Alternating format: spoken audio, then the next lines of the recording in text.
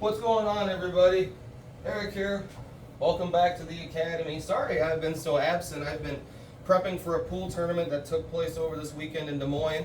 I got a little unlucky and a little lucky. I was lucky enough to place second place, but unfortunately I was unlucky enough to get double dipped in the finals by a phenomenal player. But I played great and I performed well, and that's just the best thing that you can ask for. If I keep performing well, one of these days we're going to see my name in the first place slot. But to get through second place of 160 players, I thought was pretty strong. And we're playing bar table 9 ball. But now we're back in the Academy, and we're back right here on the 9 foot working on our strokes. And today what I wanted to talk with you about is a shot that comes up commonly that everybody hates. And it's the shot what happens when the object ball's in the middle of the table and you wind up right here, about 2 diamonds away. You're at what's called the 50-yard line. You are right in the middle and you know that you got a shot here. People try to bank this ball because they're afraid of scratching and they just don't want to shoot the ball up here into the corner pockets where it belongs. And I'm going to give you an idea here of how to aim this ball. So when we think about the idea of a ball in the middle of the table, okay, what we want to try to generate is how can we potentially stay in the middle of things to create a strong reaction. So here's what I mean by that. I've got my cue ball about 2 diamonds away, and you will associate this as a shot that a lot of players have difficulty with.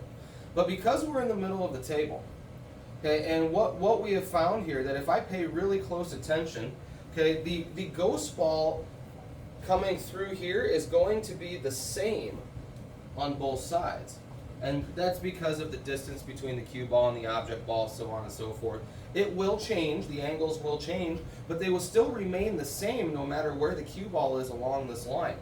As we get closer to the cue ball, the angle to the ghost ball will become sharper, okay, and then as we move further back, the angles to the ghost ball will become a little thicker. But here we are in this happy medium spot that I love, because anytime that we get approximately 2 diamonds away from a ball that's in the middle of the table and we're in the center of the table, best part, we're able to aim at approximately a half ball hit to drive these balls into the corner pocket. We don't have to do a lot of work here.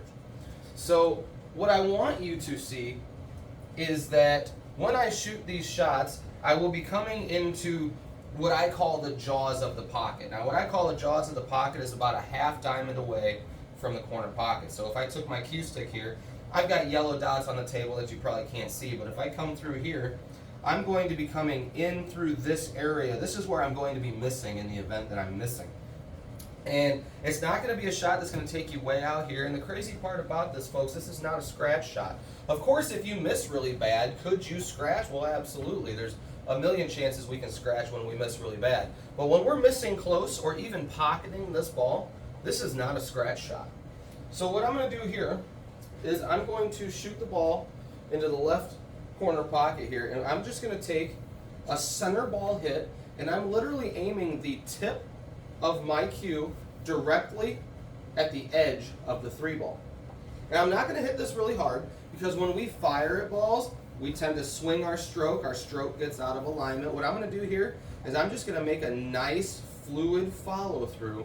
I'm going to try to pocket that ball in that corner pocket. Not trying to do anything fancy with the cue ball, we're just working on our connection between the cue stick and the cue ball and the cue ball and the object ball. So here we go. I'm going to line my cue up. Center ball, okay, middle of the cue tip with the edge of the 3 ball. I'm going to follow through nice and relaxed. Okay, real smooth. Okay, it's deceivingly a hard shot, but it's deceivingly an easy shot. Let's try shooting a ball to the other pocket. So we're still 2 diamonds away.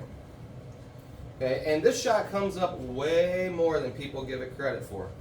Okay, so now we're going to be here again. I'm going to take the tip of my cue stick, put it in the middle of the cue ball. Now I'm going to line the tip of my cue up with the edge of the 10 ball here. So now I'm going to try to cut this ball towards you. So we're not going to hit it real hard. We're just going to try to deliver the cue stick really well. Okay, now that one's a little off. Like I told you, it was missable, but this was a really good spot to miss. Did you see where I missed it? Here are my yellow markers I'm coming right in through here. I'm in the jaws of the pocket. I got a potential to rattle it, and I have a potential for it to gobble it up. So let's try it again. Let's try it one more time. So this is a shot that is very easy to miss if you're not careful. So you have to be spot on with doing some things.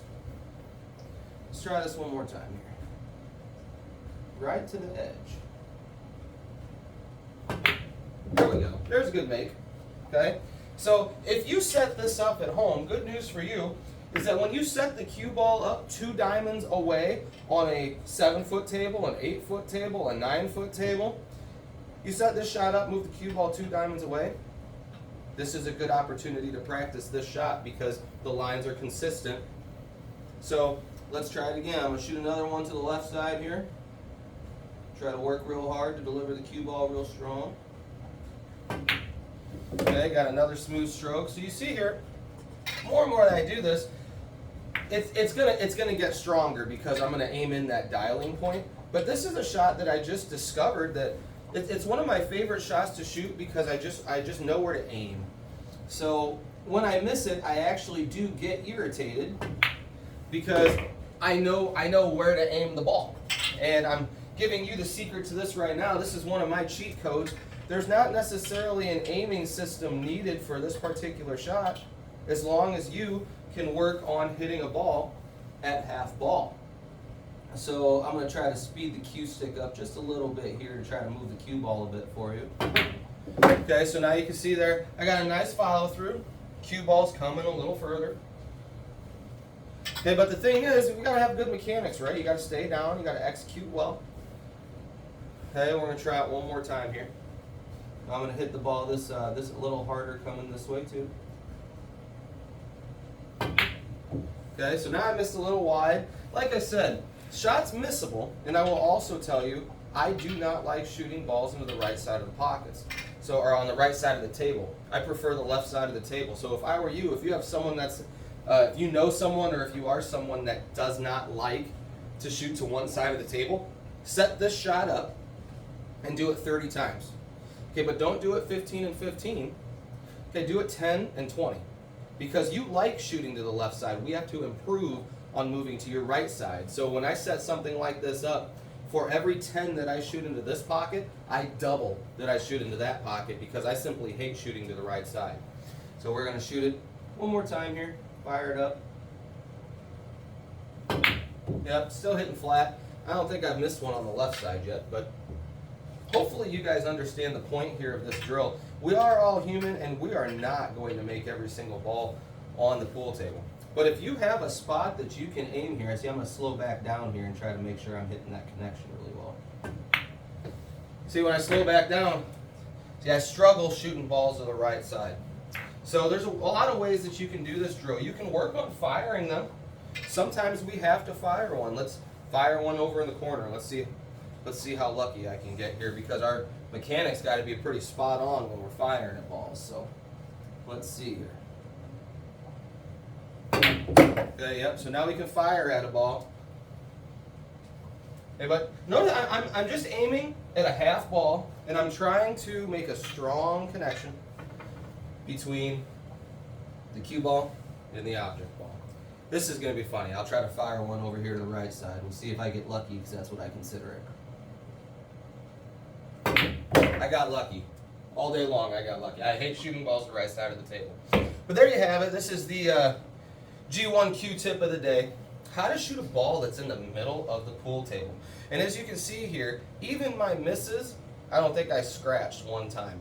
You will not scratch on this shot. Aim the center of the cue ball at a half ball hit. You will get close to the corner pocket. The more you do it, the more you'll start to pick up the sighting, and you'll have a nice shot that you couldn't shoot before in half the time. So I appreciate everybody watching, and until next time, keep practicing hard. Have a great day.